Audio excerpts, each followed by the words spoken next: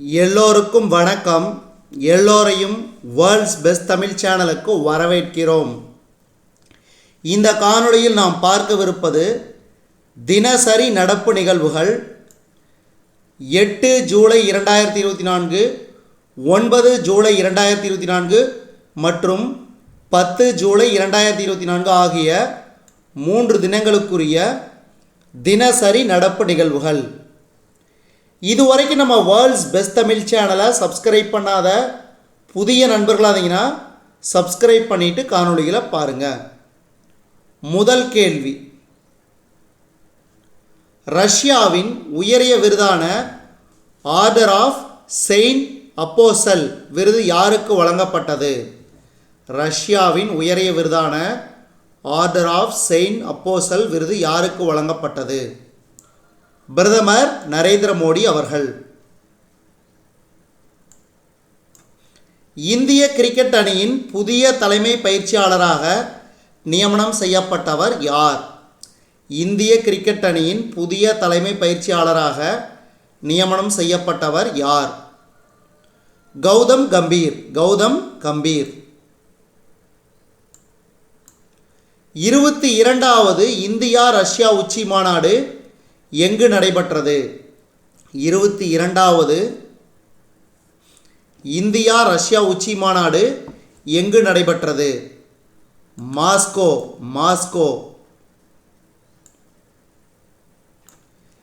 எந்த ஆண்டு ரஷ்யாவின் மிக உயரிய விருதான ஆர்டர் ஆஃப் செயின்ட் அண்ட்ரூ த அப்போஸ்தலர் தோற்றுவிக்கப்பட்டது? 1698. 1698. அடுத்து 5வது கேள்வி,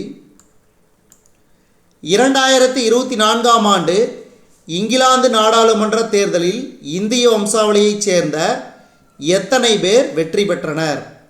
28 பேர். 28 பேர். அடுத்து,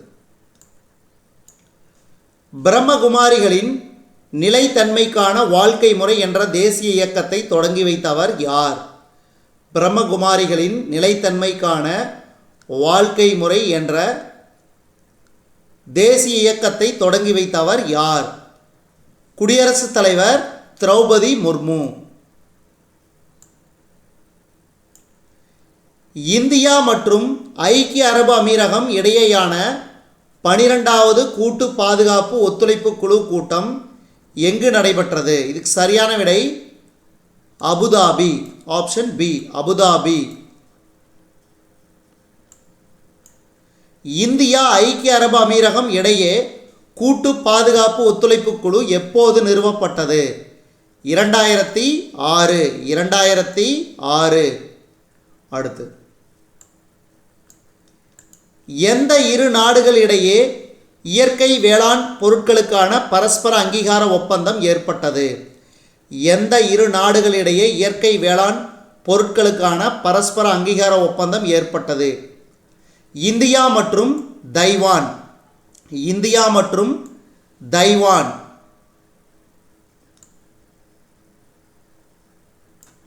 இராணுவ மருத்துவமனையின் புதிய கமாண்டண்டாக பொறுப்பேற்றவர் யார்? இராணுவ மருத்துவமனையின் புதிய கமாண்டண்டாக பொறுப்பேற்றவர் யார்? சங்கர் நாராயண். அடுத்து, தேசிய காசநோய் ஒழிப்பு திட்டத்திற்கான மத்திய சுகாதார மற்றும் குடும்பநல அமைச்சகத்தின் முதன்மை ஆலோசகராக நியமனம் செய்யப்பட்டவர் யார்? தேசிய காசநோய் ஒழிப்பு திட்டத்திற்கான மத்திய சுகாதாரம் மற்றும் குடும்பநல அமைச்சகத்தின் முதன்மை ஆலோசகராக நியமனம் செய்யப்பட்டவர் யார்? சௌமியா சுவாமிநாதன். ஒவ்வொரு ஆண்டும் சர்வதேச கூட்டுறவு தினம் எப்போது கடைபிடிக்கப்படுகிறது? ஒவ்வொரு ஆண்டும் சர்வதேச கூட்டுறவு தினம் எப்போது கடைபிடிக்கப்படுகிறது? ஜூலை 6.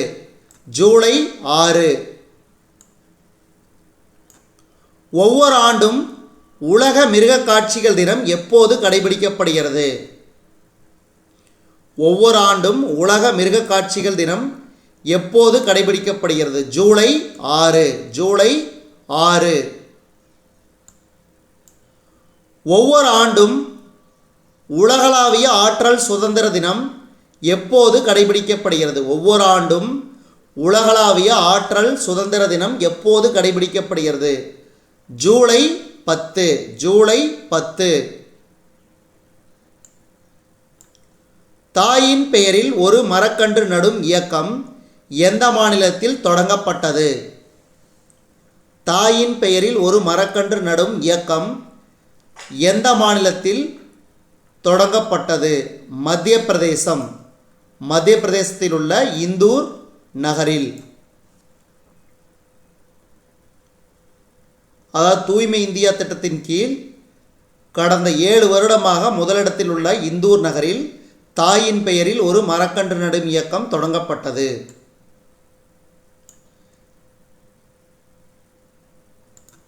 இந்தியா காங்கோ பாதுகாப்புத்துறை செயலாளர்கள் நிலையிலான முதல் கூட்டம் எங்கு நடைபெற்றது? இந்தியா காங்கோ பாதுகாப்புத்துறை செயலாளர்கள் நிலையிலான முதல் கூட்டம் எங்கு நடைபெற்றது? டெல்லி. டெல்லி. 2024ஆம் ஆண்டுக்கான கீர்த்தி சக்ரா விருதுகள் எத்தனை பேருக்கு வழங்கப்பட்டது? 2024ஆம் ஆண்டுக்கான கீர்த்தி சக்ரா விருதுகள் எத்தனை பேருக்கு வழங்கப்பட்டது? 10 பேர். 10 பேருக்கு. அடுத்து 2024ஆம் ஆண்டுக்கான சௌரிய சக்ரா விருதுகள் எத்தனை பேருக்கு வழங்கப்பட்டன? 2024ஆம் ஆண்டுக்கான சௌரிய சக்ரா விருதுகள் எத்தனை பேருக்கு வழங்கப்பட்டன? 26 பேர். 26 பேர்.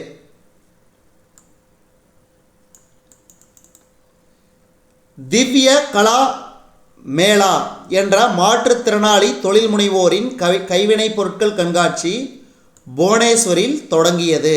அடுத்து இயேசுவின் முதல் அப்போஸ்தலரும் ரஷ்ய துறவியுமான செயின்ட் ஆண்ட்ரூவின் நினைவாக 1698ஆம் ஆண்டு பேரரசர் ஜா Peter the Great Order of Saint Apostle விருதை அறிமுகம் செய்தார். அடுத்து 2025ஆம் ஆண்டில் உள்நாட்டு சேவைகளை ஏர் கேரளா தொடங்கும் என அறிவிக்கப்பட்டுள்ளது. இதன் மூலம் கேரளாவுக்கு சொந்தமான முதல் விமான நிறுவனமாக ஏர் கேரளா உருவெடுத்துள்ளது. BLI திட்டத்தின் கீழ் தொலைத்தொடர்பு உபகரணங்கள் உற்பத்தி விற்பனை ரூபாய் 50,000 கோடியை தாண்டியது. அடுத்து குஜராத்தின் அகமதாபாத்தில் அமீன் BJKB வித்யார்த்தி பவனையும் நவீன பன்னோக்கு மருத்துவமனையும் மத்திய உள்துறை அமைச்சர் அமித்ஷா திறந்து வைத்தார். இதுவரைக்கும் நம்ம இந்த காணொளி வாயிலாக பார்த்தது தினசரி நடப்பு நிகழ்வுகள், அதாவது daily current affairs 8 July 2024, 9 July 2024 மற்றும் 10 ஜூலை 2024 ஆகிய 3 தினங்களுக்குரிய தினசரி நடப்பு நிகழ்வுகள். இந்த காணொளி உங்களுக்கு பிடிச்சிருந்துச்சுன்னா லைக் பண்ணுங்கள், கமெண்ட் பண்ணுங்கள், மறக்காமல் இந்த காணொளியை உங்கள் நண்பர்களுக்கும் மற்றவர்களுக்கும் ஷேர் பண்ணுங்கள். மேலும் புதிய காணொளிகளுக்கு நம்ம வேர்ல்ட்ஸ் பெஸ்ட் தமிழ் சேனலோடு இணைந்திருங்கள். தொடர்ந்து நம்ம வேர்ல்ட்ஸ் பெஸ்ட் தமிழ் சேனலுக்கு சப்போர்ட் பண்ணுங்கள். நன்றி.